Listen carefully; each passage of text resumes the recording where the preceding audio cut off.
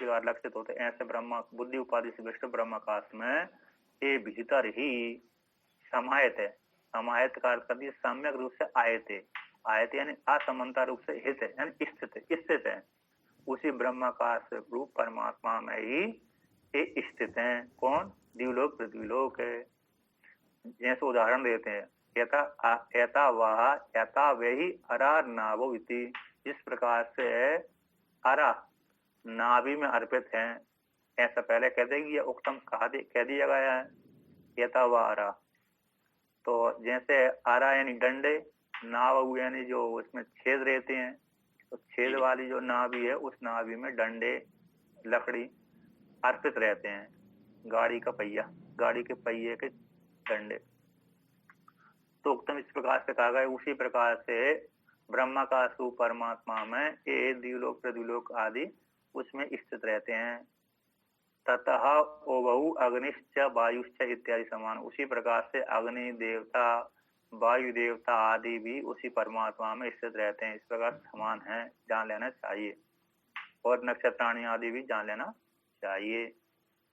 तो यश्च अस्य आत्मनः आत्मीयत्वेन देहेवतो अस्ति विद्यते इह लोके। कैसे? और भी अस्य आत्मा का यानी भोक्ता का आत्मीयत्वेन आत्मीय रूप से देह वाले, देवतो यानी देह वाले का, तो देह वाला जो भोक्ता है ऐसे देह वाले के आत्मीय रूप से आत्मा आत्मीय बंधु बांधव। तो आत्मीय जो होती है पड़ोसी होते हैं, है क्या नहीं? आत्मा तो स्वयं हो गई और आत्मीय उसके पड़ोसी नजदीक वाले हो गए। तो घट है, पट है, मठ है, स्त्री है, पुरुष है, बच्चे है, बच्ची आदि है, ये आत्मीय वस्तु हो गए नजदीक वाले, जिसके द्वारा वह सुख की प्राप्ति करता है, साधक है, मतलब जीवात्मा। ऐसे आत्मीय रूप से अस्ति, यहाँ पर अस्ति विद्यते यह लोग जो भी वर्तमान काल में लोक में प्राप्त हैं। तथा उसी प्रकार से है न यच्च आत्मीयत्वेन न विद्यते, और जो आत्मीय रूप से प्राप्त नहीं है। एक तो आत्मीय रूप से इस लोक में प्राप्त हैं, है न, भोक्ता के लिए पति पत्नी स्त्री पुरुष माता पिता गुरु शिष्य भाई बंधु आदि, ये आत्मीय रूप से भोक्ता के लिए वो वस्तु प्राप्त है, सुख के साधन है, एक प्रकार से। दूसरे प्रकार से आत्मीय रूप से न विद्यते, अभी नहीं है, या तो कहीं चले गए हैं अथवा मर गए हैं, इत्यादि नष्ट हो गए हैं। और दूसरे कहते हैं नष्टम, भूतकाल में नष्ट हो चुके हैं, है ना, जैसे पिता आदि है, किसी के नष्ट हो गए, और पुत्र आदि किसी के नष्ट हो गए। तो कहते हैं भविष्य च नास्ति उच्यते, और भविष्य में भी नष्ट हो जाएंगे, भविष्य में भी नास्ति नहीं है इति उच्यते, इस प्रकार से। तो जितने भी भूतकाल की वर्तमान काल की वस्तु, भूतकाल की वस्तु और भविष्य काल की जो वस्तु है, वह सारी वस्तु उसी आत्मा में स्थित है। कि ना तू अत्यंतम एवं स्थित, जो भूतकाल भविष्यत काल वर्तमान काल को कह दिया आत्मीय रूप से न विद्यते, नष्टम नष्ट हो गई, भविष्य में नहीं रहेगी। इस प्रकार से नहीं रहेगी तो फिर है ही नहीं है वस्तु, है कि नहीं? एक तो विद्यते, ये वर्तमान काल का प्रयोग है। नष्टम यानी भूतकाल, तप जो तप होता है भूतकाल का वाचक होता है, तो भूतकाल में भी नष्ट हो चुका है ही नहीं, और भविष्य में है ही नहीं है, तो है ही नहीं है, तो फिर अत्यंत वस्तु शून्य के समान हो गई। तो ऐसी प्राप्त हो जाने पर ना तू अत्यंतम एवं असत, असत हमने अत्यंत रूप से असत है इस प्रकार से नहीं कहा गया। तो फिर किस प्रकार से कहा गया है? कहते हैं कि तस्य के व्यवहार रूप से सत्य, पारमार्थ रूप से सत्य नहीं है। न तस्य हृदय आकाशे समाधान अनुपत्ति, जितने आदि जो वस्तुएं हैं, उन सारी वस्तुएं हृदय आकाश में उस वस्तु का समाधान स्थिति होना उत्पन्न नहीं होती।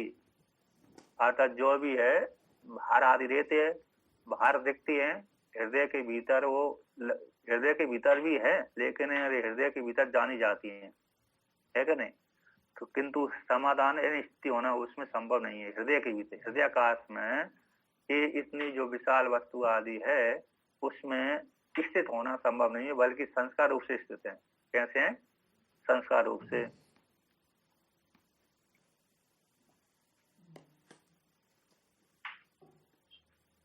यहाँ पर नष्टम अभिनव नारायण सरस्वती ने न विद्यते सर्वम तस्मिन् समाहितमिति संबंध। ब्रह्म रूप आकाश में बुद्धि विशिष्ट ब्रह्म है, बुद्धि उपाधि से विशिष्ट इति ब्रह्म तत्र वहां पर उपलब्धते तथा उच्यते, ऐसा कहा गया। न तू तद विशिष्टत्व, विशिष्ट नहीं है, इति परिच्छेद आपत्ति, परिच्छेद की प्राप्ति हो जाएगी। न तो विशिष्ट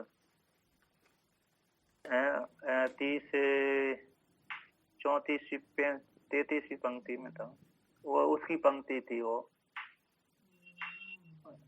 अरनावी, अरे अरनावी के ऊपर की पंक्ति किंच भी अस्मिन द्यावा पृथ्वी, इसकी लेकर के आए ब्रह्माकाश में। तो इस प्रकार से तो ये इत्यादि जो वस्तु है अत्यंत रूप से असत्य नहीं, व्यवहारिक रूप से सत्य है। उससे वस्तुओं का हृदयाकाश में समाधान उत्पत्ति संभव नहीं है, यानी स्थिति होना संभव नहीं। इसलिए जो बाहर ही स्थित है, मतलब हृदय से बाहर जो जगत है उस जगत में स्थित है, वहां पर हृदय के भीतर तो कैसे हैं? संस्कार रूप से स्थित हैं। इस प्रकार से वर्णन कर दिया। अब यहाँ पर आगे कहते हैं, अब उससे ऐसी वाणी को सुन करके, इस प्रकार की वाणी को सुन करके यदि कोई शिष्य ऐसी शंका करे, तम चेद ब्रूयोर,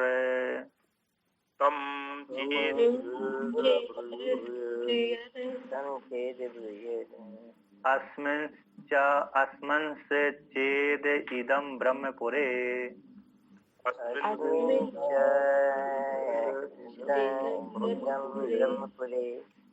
सर्वं समाहितं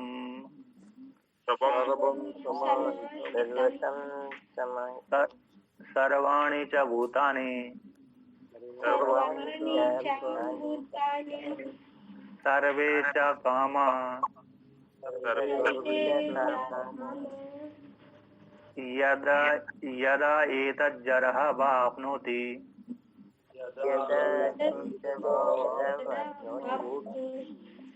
प्रध्वंसते वाक्यं ततो अतिशिष्यते इति।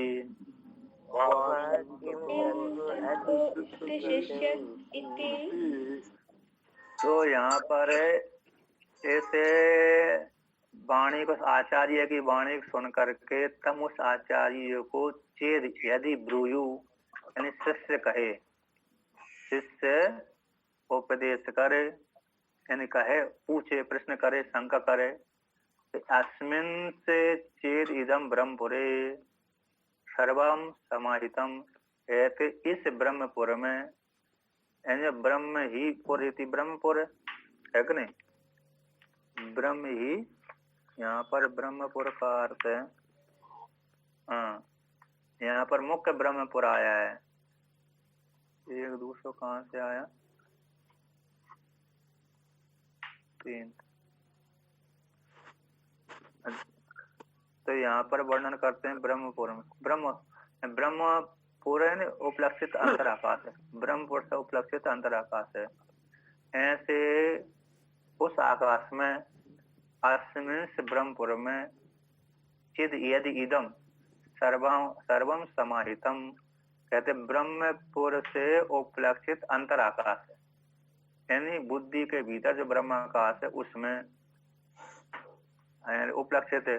तो ब्रह्मपुर से उपलक्षित आकाश हो गए तो ब्रह्म ही हो गए, वहां पर उपलक्षित ब्रह्म ही होता है। ऐसे उस ब्रह्माकाश में सर्वम समाहितम, सब कुछ समाहित है।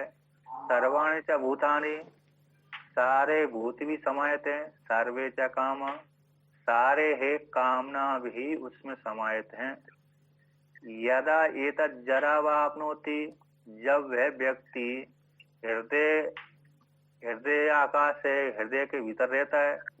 अब वो हृदय स्थूल शरीर में रहता है ना, तो वह स्थूल शरीर जब स्थूल शरीर वाला जो व्यक्ति है जीवात्मा, तो वह जीवात्मा से युक्त जो स्थूल शरीर है, वो स्थूल शरीर जब जरा को प्राप्त होता है, यदा एतत् जरा वा आपनोति, जब जरा को प्राप्त होता है, अथवा प्रध्वंसते नष्ट हो जाता है किसी मृत्यु, अकाल मृत्यु को लेकर के, तो मृत्यु को लेकर के, अथवा रोग आदि के द्वारा मृत्यु को प्राप्त हो जाता है, तो किम ततो अतिशिष्यते, फिर क्या शेष रहेगा? अर्थात कुछ भी शेष नहीं रहेगा, क्योंकि सब कुछ इस ब्रह्माकाश में स्थित है। तो ब्रह्माकाश में स्थित है तो ब्रह्माकाश हृदय में स्थित है, हृदय स्थूल शरीर में स्थित है। तो स्थूल शरीर वाला व्यक्ति जरा से प्राप्त हो गया, यानी शरीर बुढ़ापे से युक्त हो गया, पर नष्ट भी हो जाता है, तो फिर कोई शेष बचता है का? अर्थात कुछ भी शेष नहीं बचता। इस प्रकार से शिष्य ऐसा यदि प्रश्न आचार्य से करे तो आगे के मंत्र में आचार्य उत्तर देंगे। तो भगवान भास्कर व्याख्यान करते हैं, तम चेद एवं उक्तवंतम, यदि उस आचार्य को, ऐसा कहने वाले आचार्य को, ठीक है ना, किनको?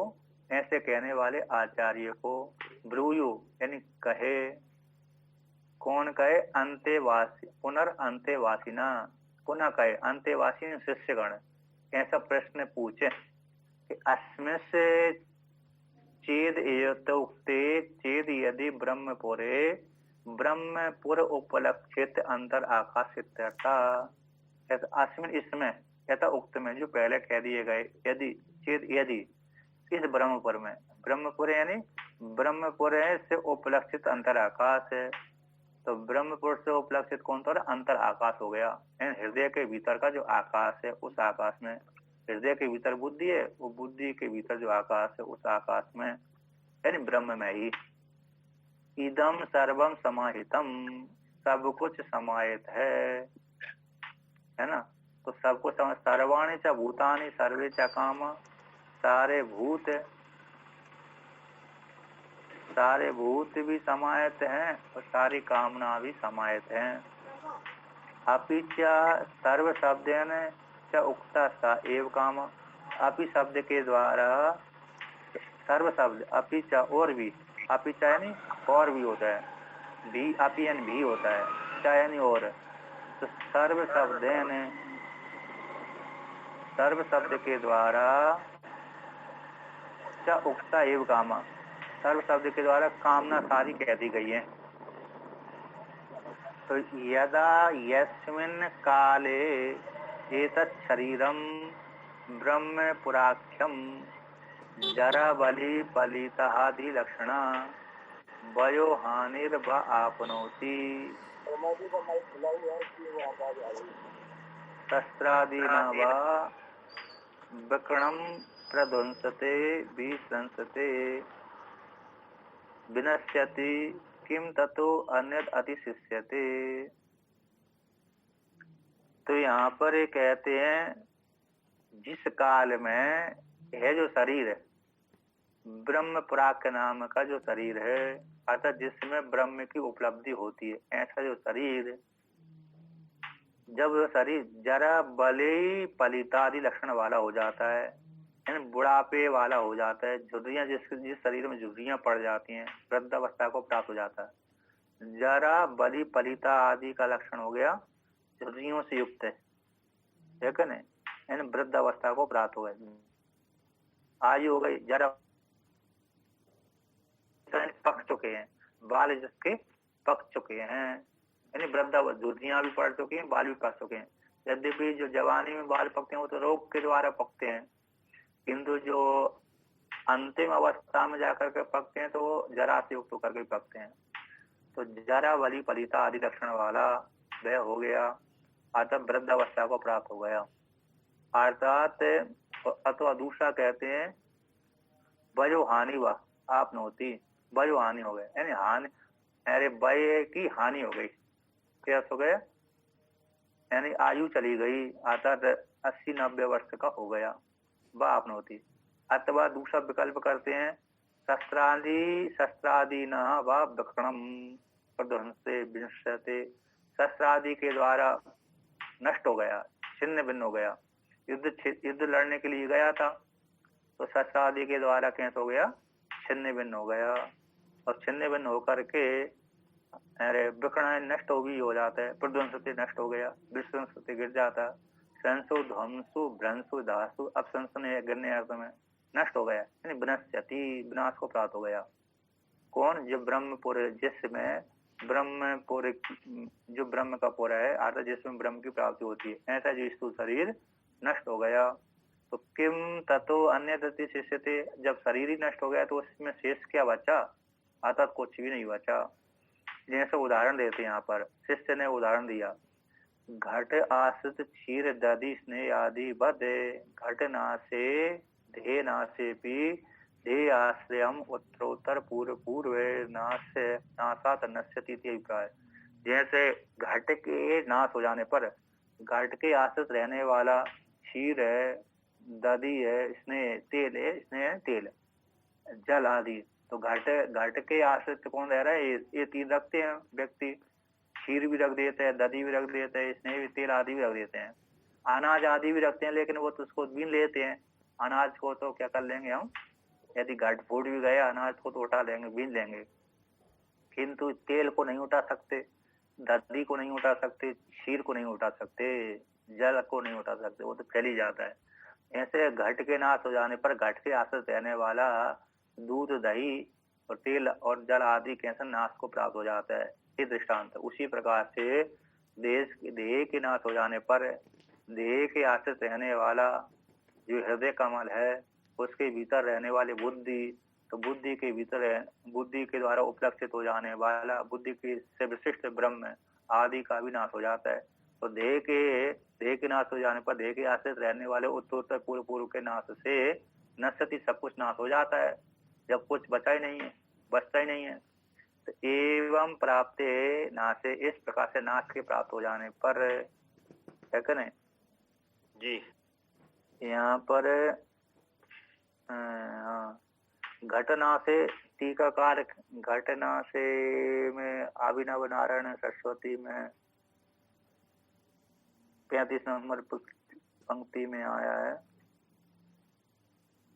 तो घटना से घट तद आश्रित क्षीर आदि तेल आदि नाश के समान देह के नाश हो जाने पर तदगत पुंडरीक नाश है। देह के नाश हो जाने पर तो देह के भीतर गया हुआ पुंडरी का नाश है, उससे भीतर देह आकाश नाश है, पुंडरी के भीतर गया हुआ जो सूक्ष्म आकाश उसका नाश से हो जाता है। तथा उसी प्रकार से तदगत उस पुंडरी देहराकाश में देहराकाश के नाश हो जाने पर तदगत द्यावा पृथ्वी आदि नाश इत्यर्थ, उसके भीतर गए हुए जो द्विलोक है, पृथ्वीलोक है, जितना भी भूत प्रपंच आदि है, वो सारा विनाश हो जाता है। इस प्रकार से कुछ बचा ही नहीं है। यथोक्तात् नाशाद अन्यदपि, इनके नाश हो जाने पर अन्य सबका विनाश हो जाता है। फिर ऐसे नाश के प्राप्त हो जाने पर किम ततो अन्यद यथोक्ताद अतिशिष्यते, जो शरीर के नाश हो जाने पर शरीर के भीतर का जो सूक्ष्म हृदय कमल नाश हो जाए तो उसके भीतर का आकाश का नाश हो जाएगा, तो उस पर कोई बचा ही नहीं, उसके भीतर जो द्विलोक पृथ्वीलोक आदि सबका नाश हो गया। नाश हो जाने से ततो अन्यत यथोक्त जो कहा गया उसके नाश हो जाने से अतिशिष्यते, किम अतिशिष्यते अवतिष्ठते, शेष उससे क्या रहता है, यथोक्तात नाशाद, टीकाकार कहते हैं अभिनव नारायण सरस्वती अंतिम पंक्ति, ततो यथा उक्त जो कहे गए उनके नाश हो जाने से अन्यद अतिशिष्य से किम क्या क्या शेष रहता है, शेष रह करके अवतिष्ठते बचा रहता है। सब कुछ नाश हो जाने के पश्चात क्या शेष रहता है, क्या शेष रहता है, तो न किंचन अवतिष्ठते इति अभिप्राय। शिष्य कहता कुछ भी शेष नहीं बचता। जैसे घट के नाश हो जाने पर दूध आदि का नाश हो जाता है तो कुछ बचता नहीं है, उसी प्रकार से ऐसे शरीर के नाश हो जाने पर उसके भीतर का हृदय कमल नाश हो गया, उसके हृदय कमल के भीतर का हृदय कमल के नाश हो जाने पर उसके भीतर का जो आकाश के भीतर जो द्यावा पृथ्वी आदि है सबका नाश हो जाता है, कुछ शेष बचता ही नहीं है। ऐसी प्राप्ति हो जाने पर एवं अंतेवासी विश्व चोदिता, इस प्रकार से अंतेवासियों के द्वारा इन शिष्यों के द्वारा इस प्रकार से प्रश्न कर दिए जाने पर, शंका कर दिए जाने पर आचार्य उनको उत्तर दे। इस प्रकार से श्रुति रूप आचार्य उनको उत्तर देती है। सा ब्रूयात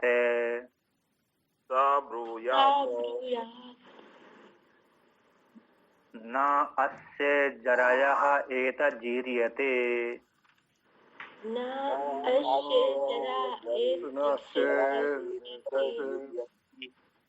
न बदेन अस्य हन्यते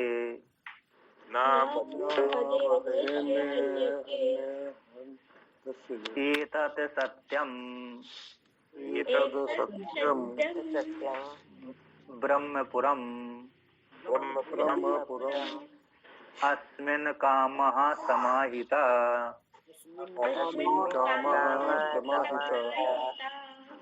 एष आत्मा अपहत पापमा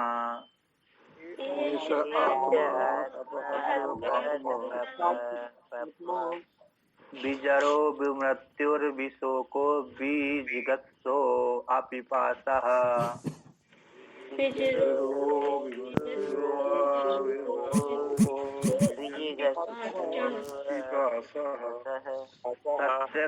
सत्यकामः सत्यसंकल्पो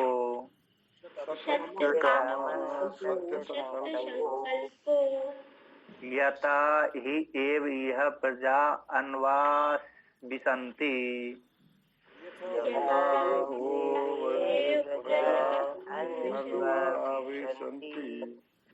यथानुशासनम् यम यम अंतम अविकामा भवन्ति यम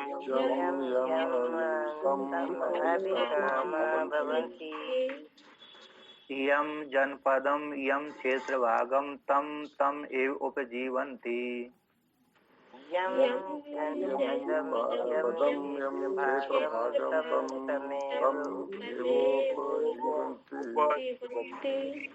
तो यहाँ पर श्रुति रूप आचार्य कहती है, यदि प्रश्न इस प्रकार शंका करे, प्रश्न करे, शंका करे, तो वह आचार्य इस प्रकार से उत्तर दे। तो सायनी आचार्य ब्रूयात शिष्य को इस प्रकार से उत्तर दे, आता उसका मन को समाज, उसकी शंका का समाधान करे।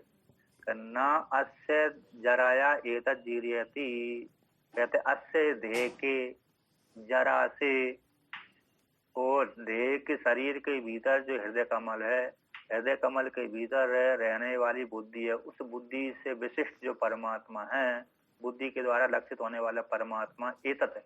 एतत् शब्द ब्रह्म का वाचक है जो ब्रह्म है। न जीर्यते, शरीर के जीर्ण होने पर वह जीर्ण नहीं होता। न बदेन अस्य हन्यते, कहते हैं इस स्थूल शरीर के नाश हो जाने से, है ना, मतलब इस बद के, इस शरीर के बद हो जाने से, अस्त्र शस्त्र के द्वारा बद हो जाने से, तो न हन्यते, उस परमात्मा, एतत् जो परमात्मा है शरीर के भीतर रहने वाला, इस स्थूल शरीर के बद से, इसका, किसका, परमात्मा का बद नहीं होता। शरीर के भीतर रहने वाला, अरे परमात्मा का बद नहीं होता। एतत् शब्द यहाँ पर एतत् की अनुभूति आ रही है। इस स्थूल शरीर के सत्य आदि के द्वारा बद हो जाने से न अन्यते, ये जो ब्रह्म है उसका बद नहीं होता। अब उसी को कहते हैं एतत् सत्यम ब्रह्मपुरम। तो एतत् सत्य है, कौन है? जो परमात्मा है, जो बुद्धि के द्वारा उपलक्षित हो जाता है, बुद्धि से विशिष्ट था और बुद्धि के द्वारा जाना जाता है, लक्षित होकर के जाना जाता है, ऐसा जो ब्रह्मपुर है। तो यहाँ पर जो ब्रह्मपुर है, तो ब्रह्म की प्राप्ति का स्थान नहीं, सीधा ब्रह्म एक पुरविति ब्रह्मपुरा, ये साक्षात ब्रह्म का वाचक है। पहले जो ब्रह्म है, ब्रह्मपुरा आता था, वो परमात्मा की उपलब्धि का स्थान था, वो गौण था। वो कैसा था? ऊपर का जो ब्रह्मपुरा आता था, ब्रह्म की उपलब्धि का स्थान था। किंतु यहाँ का जो ब्रह्मपुर शब्द आया है, सीधा ब्रह्म का ही बोध कराने वाला है, अर्थात ब्रह्म ही है। तो ब्रह्मपुर एव इति ब्रह्मपुरा है, ब्रह्म एव पुरा। भगवान भास्कर ने व्याख्यान किया, ब्रह्म एव पुरम इति ब्रह्मपुरम, ब्रह्म ही पुर है यहाँ पर। तो सीधा सीधा ब्रह्म ही लिया गया है, उपलब्धि वाला नहीं है। अतः ब्रह्म ए पुरम इति ब्रह्मपुरः, तो ब्रह्म ही पुर है, तो वो ब्रह्मपुर कैसे सत्य है, अतः परमात्मा। तो यहाँ पर ब्रह्मपुर शब्द का अर्थ हो गया परमात्मा, सीधा सीधा परमात्मा है। ये परमात्मा कैसा सत्य है। अस्मिन, इस परमात्मा में कामा समाहिता, इस परमात्मा में संपूर्ण कामनाएं समाहित हैं। अर्थात क्योंकि ये परमात्मा कैसा अधिष्ठान है, अधिष्ठान होने के कारण संपूर्ण जितने भी जगत प्रपंच और जीवों की जो कामना है, इच्छाएं आती हैं, उसी में समाहित स्थित रहती हैं। ऐसा आत्मा अपहत पापमा। अभी ये आत्मा का लक्षण करते हैं। जो ब्रह्मपुर रूप था, सत्य है, वे इस आत्मा है अपहत पापमा। सारे धर्माधर्म जो पाप थे वो सारे निकल गए। ये लक्षण उस आत्मा का। बीजरो, जरा से रहित है ना, बीजरो है ना, जरा से रहते। विगता जरा यस्मा सब बीजरो। विमृत्यु, जिससे निकल गई है मृत्यु, उसको मृत्यु। विषो को, शोक जिससे निकल गया उसको विशोक कहते हैं। और बीजगृसो, खाने की इच्छा जिसकी निकल गई है उसको बीजगृसा बोलते हैं। घसली धातु है अग्नि, घसली अग्नि भक्षण करने अर्थ में है, तो खाने की इच्छा जिससे निकल गई है। पिपासा, पाने धातु है, पान करने की इच्छा थी पिपासा, तो ना इच्छा थी अपिपासा, भूख प्यास की इच्छा जिसको नहीं है।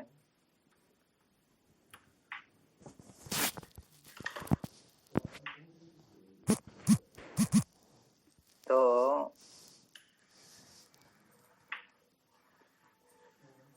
यहाँ पर हाँ, तो चालू कर दे। मतलब कुछ नहीं, तो आगे कहते हैं भूख प्यास से रहते। अब आगे कहते हैं